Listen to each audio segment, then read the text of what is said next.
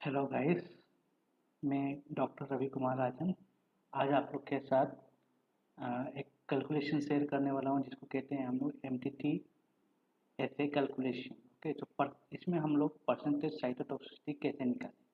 Okay, तो generally जब भी आप एमटीटी ऐसे करते हो तो आपके पास डिफरेंट अलग अलग कॉन्सेंट्रेशन होते हैं, जैसे कि 0.1 0.5। आप डिफरेंट कॉन्सेंट्रेशन देखकर ड्रग के आप उसमें आप सेल की साइटोटॉक्सिसिटी देखते हो या सेल की वायबिलिटी देखते हो कितना। ओके, एंड उसके बाद आप क्या करते हो, उसके बाद आप उसमें IC50 कैलकुलेट करते हो। ओके, तो जब भी आप इस टाइप का एक्सपेरिमेंट करते हो, इस टाइप का एक्सपेरिमेंट, तब आपके पास एब्जॉर्बेंस वैल्यू आते हैं। ओके, सो हेयर अगर आप यहाँ देखें तो मैंने absorbance value A1 A2 A3 जगह लगाया हुआ है। मीन्स मैंने 3 बार किया है, एक ही एक्सपेरिमेंट को मैंने 3 बार किया है।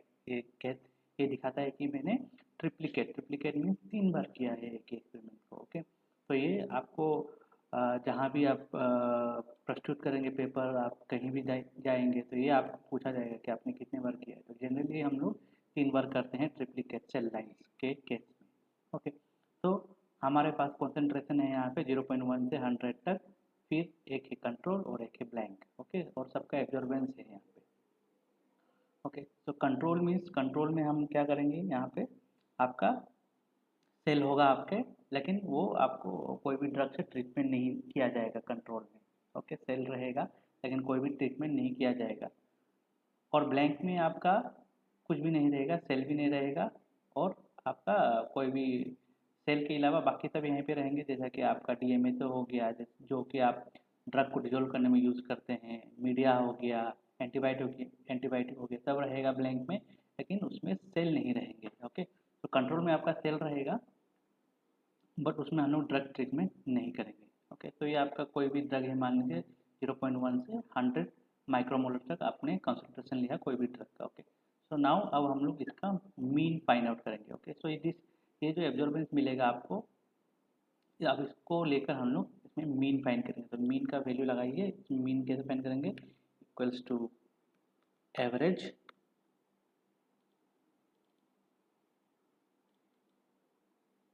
और ये 3 का एवरेज हमने ले लिया, ब्रैकेट क्लोज कीजिए, एंटर कीजिए। ओके, और अब जब आप उसको ड्रैग करेंगे तो ये हो गया आपका मीन वैल्यू सबका। ओके, अब आपको क्या करना है, OD mean optical density. Okay, तो ऑप्टिकल डेंसिटी आपका एब्जॉर्बेंस को जो है, आप जो जितना भी सैंपल का जितना भी मीन लिखा है उसको आपको ब्लैंक से माइनस करना होगा यहाँ पे। ओके, तो पहले हम लोग इस मीन को हम लोग 2 चीज में कर देते हैं ताकि कैलकुलेशन करने में आराम हो। ओके, ठीक है, अब हम आगे हैं ओडी सैंपल माइनस ब्लैंक। अब उसमें सैंपल माइनस ब्लैंक इसलिए किया जाता है कि कोई भी इंटरफेरेंस ना हो। ओके, कोई भी रॉन्ग है, क्योंकि कभी कभी क्या होता है कि सैंपल आपका जो ब्लैंक है, ब्लैंक जो भी कलरिंग एजेंट होता है, फिनोल रेड जैसा कि हो गया आपका मीडियम में, वो एब्जॉर्बेंस के वैल्यू को आपको थोड़ा सा चेंज कर सकता है। इसलिए जनरली हम क्या करते हैं, उसको ब्लैंक से माइनस कर देते हैं, सैंपल का एब्जॉर्बेंस को ब्लैंक के एब्जॉर्बेंस से, तभी तब जाकर हमको एग्जैक्ट करेक्ट रीडिंग मिलता है। ओके, तो लेट्स चलो तो उसको माइनस कर देते हैं। तो सैंपल इसमें लिखिए इक्वल्स टू सैंपल का मीन। ओके, उसके बाद उसको माइनस कर दीजिए आपका ब्लैंक से। ब्लैंक कितना है आपका 0.11, और आप उसको एंटर कर दीजिए, उसको आप ड्रैग कर दीजिए। तो ये हो गया आपका सैंपल माइनस ब्लैंक।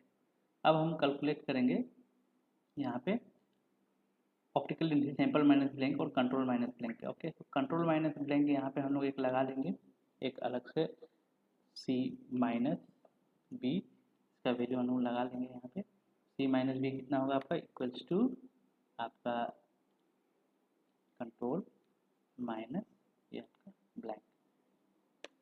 ओके, तो ये हो गया आपका 0.8844।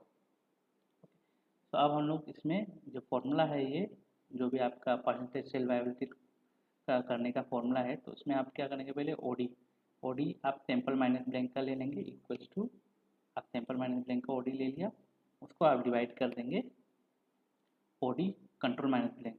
आपको कितना आया 0.88, कंट्रोल माइनस ब्लैंक आ गया आपका 0.88। उसको एंटर कर दीजिए। तो ये आपका मिल गया OD optical density absorbance of sample minus blank divided by absorbance of control minus blank. अब इसको आप ड्रैग कर दीजिए यहाँ तक। ओके, तो ये आपका आ गया सेल वायबिलिटी। अब सेल वायबिलिटी को हम क्या करेंगे, परसेंटेज के फॉर्म में इसको कन्वर्ट करेंगे। परसेंटेज के फॉर्म में कन्वर्ट करने के लिए आपको कुछ नहीं करना है, इसको 100 से मल्टीप्लाई कर देना है, equals to this multiplied by 100।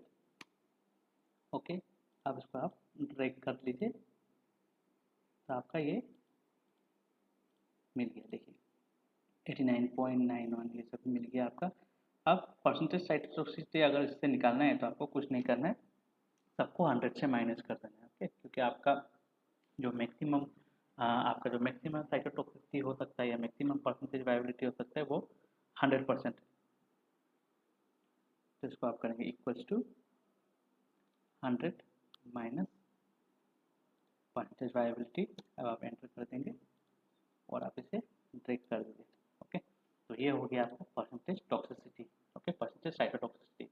अब परसेंटेज साइटोटॉक्सिसिटी को लेकर हम IC50 कैलकुलेट कर सकते हैं, या आप परसेंटेज वायबिलिटी को लेकर EC50 मीन्स इफेक्टिव कॉन्सेंट्रेशन आप कैलकुलेट कर सकते हैं। तो अभी के लिए फ़िलहाल के लिए हम लोग क्या करेंगे, यहाँ पे percentage cytotoxicity means IC50 calculate करके देखते हैं। ओके, तो IC50 कैलकुलेट करने के लिए आपको कुछ करना नहीं है, ये कंसंट्रेशन वाला कॉलम को आप सेलेक्ट कर लेंगे और साइटोटॉक्सिसिटी वाला कॉलम को आप सेलेक्ट कर लेंगे और इंसर्ट पे जाकर आप एक स्कैटर प्लॉट इंसर्ट कर लेंगे। ओके, ये हो गया आपका स्कैटर प्लॉट। ओके, अब इसमें आप क्या करेंगे, ये जो प्लस सिंबल है इसमें आप दबाएंगे और आप इसमें ऐड करेंगे ट्रेंड लाइन।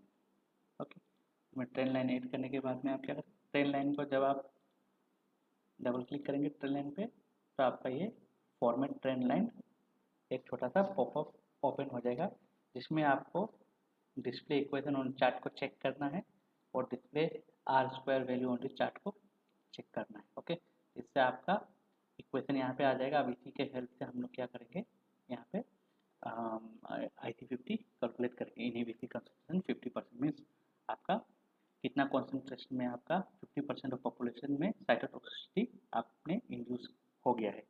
ओके, तो आपका जनरली फॉर्मूला जो होता है कोई भी रिग्रेशन लाइन का, इसका आपका फॉर्मूला होता है y = mx + c। ओके, तो इसी फॉर्म में ये फॉर्मूला है, तो इसमें आप देख लेंगे तो y है इसका आपका, y है यहाँ पे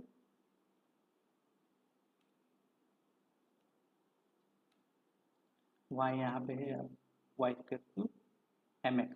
तो यहाँ पे m का वैल्यू है आपका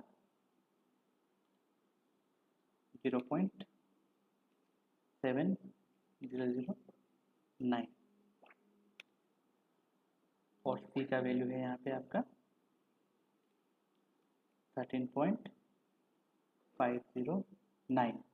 ओके, और आपको y क्या है आपका, y आपका रेस्पॉन्स है दैट इज एब्जॉर्बेंस, और यहाँ पे x क्या है आपका, x है आपका कॉन्सेंट्रेशन। तो y आपका रेस्पॉन्स हुआ और x आपका कॉन्सेंट्रेशन हुआ। तो आपको कितना रेस्पॉन्स चाहिए, आपको रेस्पॉन्स चाहिए 50%।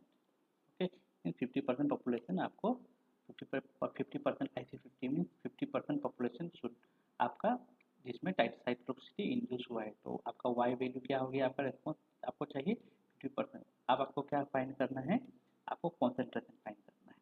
ओके, कितना कॉन्सेंट्रेशन में आपका 50% पॉपुलेशन में सेल डेथ हुआ है, आपको ये देखना है। तो आप इसको फॉर्मूला में लगा दीजिए। तो फॉर्मूला में लगाने के बाद क्या होगा, आपका x का value, x means y - c divided by m। तो आप जब फॉर्मूला लगा देंगे यहाँ पे, आप x को इक्वल्स टू ब्रैकेट ले लीजिए y मीन्स आपका 50 - c, okay, bracket close, divided by m और एंटर मारिए। देखिए ये आपका हो गया 52.06306 को 2 डिजिट में हम कर देंगे तो 52.06। ओके, तो आपका 52.06 माइक्रोमोलर कॉन्सेंट्रेशन में आपका 50% साइटोटॉक्सिसिटी आपको मिलेगा यहाँ पे। ओके, तो आप अगर देखेंगे, देखा जाए यहाँ पे 50% साइटोटॉक्सिसिटी अगर देखा जाएंगे यहाँ पे, तो ये कुछ इन दोनों के बीच आना चाहिए, 44.92 एंड 87.92 के बीच में आपका 50% आना चाहिए, और वही आ रहा है आपका 52.06। देखिए 50 और 100 के बीच में है ये 52.06, तो ये आप कह सकते हैं कि आपको ऑलमोस्ट अपने सही IC50 निकाला है। ओके, तो आप इसी तरीके से आप IC50 निकाल सकते हैं कोई भी। ये तो मैंने MTT का बताया है, आपको फ्री रेडिकल हो गया, फ्री रेडिकल स्कैवेंजिंग एक्टिविटी हो गया, कोई भी एक्टिविटी जिसमें आपको एब्जॉर्बेंस का वैल्यू आपको देखना पड़ता है। ओके, तो उसमें आप IC50 कैसे फाइंड आउट करेंगे, इसी तरीके से सिंपल हिंदी आप एक्सेल को यूज़ कर सिंपली आप फाइंड कर सकते हैं। Thank you very much. अगर आपको वीडियो अच्छा लगा तो प्लीज़ लाइक कीजिए वीडियो को एंड सब्सक्राइब कीजिए मेरे चैनल को, ताकि मैं और हिंदी में आप लोगों के लिए अच्छे अच्छे रिसर्च ओरिएंटेड कैलकुलेशन आपको यहाँ पे आपके लिए लेकर आ सकूँ। Thank you very much.